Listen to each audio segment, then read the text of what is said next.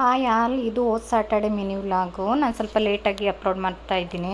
ನನ್ನ ಮಗುನ ಇವತ್ತು ಹಾಸ್ಪಿಟಲ್ಗೆ ಕರ್ಕೊಂಡೋಗಿದ್ದೆ. ಯಾಕೆ ಅಂತ ಅಂದರೆ ಸ್ವಲ್ಪ ಒಂದು ಡ್ರಾಪ್ ಹಾಕಿಸೋದಿತ್ತು, ಅದಕ್ಕೋಸ್ಕರ. ಈ ಡ್ರಾಪ್ನ 1 ಇಯರಿಂದ 16 ಇಯರ್ವರೆಗೂ ಹಾಕಿಸ್ಬೋದು. ನಾನು 1 ಇಯರಿಂದ ಸ್ಟಾರ್ಟ್ ಮಾಡಿದ್ದೀನಿ. ಇದು ನೀವು ಎಲ್ಲ ಮಕ್ಕಳಿಗೂ ಹಾಕಿಸ್ಬೋದು. ಓವರಾಲ್ ಗ್ರೋತು ಮಕ್ಕಳದು ತುಂಬ ಚೆನ್ನಾಗಿರುತ್ತೆ, ಮೆಂಟಲ್ ಮತ್ತು ಫಿಸಿಕಲ್ ಗ್ರೋತು. ಅದಕ್ಕೋಸ್ಕರ ಈ ಡ್ರಾಪ್ನ ನಾನು ಹಾಕಿಸ್ತಾ ಇದ್ದೀನಿ ನನ್ನ ಮಗುಗೆ. ನಿಮಗೆ ಫುಲ್ ಇನ್ಫಾರ್ಮೇಷನ್ ಬೇಕು ಅಂದರೆ ನಾನು ಲಾಂಗ್ ವೀಡಿಯೋದಲ್ಲಿ ಹೋಗಿ ಚೆಕ್ ಮಾಡಿ. ಅದ್ರದ್ದು ಮಸಾಲೆ ಹೆಂಗೆ ಮಾಡ್ಕೊಳ್ಳೋದು ಉಪ್ಪಿನಕಾಯಿ ಮಾಡೋಕ್ಕೆ ಅಂತ ನಾನು ನಿಮಗೆ ತೋರಿಸ್ತೀನಿ. 1.5 ಟೇಬಲ್ ಸ್ಪೂನಷ್ಟು ಮೆಂತ್ಯ, 1 ಟೇಬಲ್ ಸ್ಪೂನು ಸಾಸಿವೆ, 1 ಟೇಬಲ್ ಸ್ಪೂನು ಜೀರಿಗೆ, ಇವು ಮೂರನ್ನು ನೀಟಾಗಿ 1 by 1 ಫ್ರೈ ಮಾಡ್ಕೊಳ್ಳೋಣ. ನಾನು ಸಾಸಿವೆ, ಮೆಂತ್ಯ, ಜೀರಿಗೆ ಮೂರನ್ನು ಹುರಿದಿಟ್ಕೊಂಡಿದ್ದೀನಿ. ಅದನ್ನು ಒಂದು ಮಿಕ್ಸರ್ ಜಾರ್ಗೆ ಸೇರಿಸ್ಕೊತಾ ಇದ್ದೀನಿ. ಅದಾದಮೇಲೆ ಬೆಳ್ಳುಳ್ಳಿ ಮತ್ತು ಮೆಣಸಿನ್ಕಾಯಿನೂ ಇದಕ್ಕೆ ಹಾಕ್ಕೊಳ್ಳೋಣ. ನಾನು 1 ಬೆಳ್ಳುಳ್ಳಿ ಮತ್ತು 7ರಿಂದ 8 ಮೆಣಸಿನ್ಕಾಯಿ ತೊಗೊಂಡಿದ್ದೀನಿ.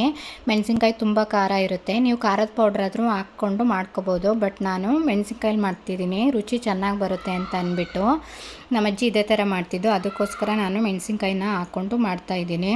ಇದಿಷ್ಟನ್ನು ಹಾಕ್ಕೊಂಡು ನೀಟಾಗಿ ಪೌಡ್ರ್ ಥರ ಮಾಡಿ ಎತ್ತಿಟ್ಕೊಳ್ಳಿ.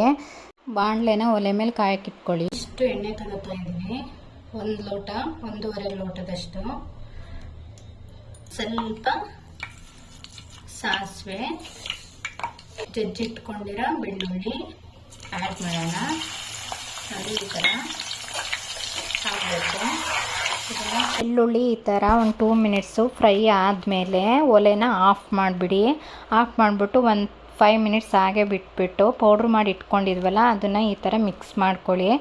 ಈ ಥರ ಎಣ್ಣೆ ಬಿಟ್ಕೋಬೇಕು, ಆವಾಗ ಉಪ್ಪಿನಕಾಯಿ ಹಾಳಾಗೋದಿಲ್ಲ. ಅದಕ್ಕೋಸ್ಕರ ಈ ಥರ ಪೌಡ್ರೆಲ್ಲ ಮಿಕ್ಸ್ ಆದಮೇಲೆ ಒಂದು ಚಿಕ್ಕ ಬೌಲಲ್ಲಿ ಅಂದರೆ 3 ಟೇಬಲ್ ಸ್ಪೂನಷ್ಟು ಕಲ್ಲುಪ್ಪು ತೊಗೊಂಡಿದ್ದೀನಿ. ನಾನು ಮೆಣಸಿನ್ಕಾಯಿನ ಹಾಕ್ಕೊಂಡ್ರೆ ಯಾವ ಥರ ರುಚಿ ಬರುತ್ತೋ ಅದೇ ಥರ ಪುಡಿ ಉಪ್ಪಿಗಿಂತ ಕಲ್ಲುಪ್ಪು ಹಾಕ್ಕೊಂಡ್ರೆ ತುಂಬ ಚೆನ್ನಾಗಿ ರುಚಿ ಬರುತ್ತೆ. ಅದನ್ನು ಈ ಮಸಾಲೆಗೆ ಹಾಕ್ಕೊಂಡು ನೀಟಾಗಿ ಮಿಕ್ಸ್ ಮಾಡ್ಕೊತಾ ಇದ್ದೀನಿ.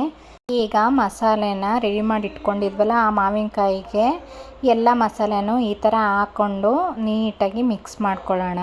ಮಸಾಲೆನ ಮಾವಿನಕಾಯಿಗೆ ಮಿಕ್ಸ್ ಮಾಡ್ತಾಯಿದ್ರೆ ಎಷ್ಟು ಚೆನ್ನಾಗಿ ಘಮ ಬರ್ತಾಯಿತ್ತು. ನಾನಂತೂ ಫಸ್ಟ್ ಟೈಮ್ ಮಾಡಿರೋ ಉಪ್ಪಿನಕಾಯಿ ಇಷ್ಟು ಚೆನ್ನಾಗಿ ಬರುತ್ತೆ ಅಂತ ನಿಜವಾಗ್ಲೂ ಅಂದ್ಕೊಂಡಿರಲಿಲ್ಲ.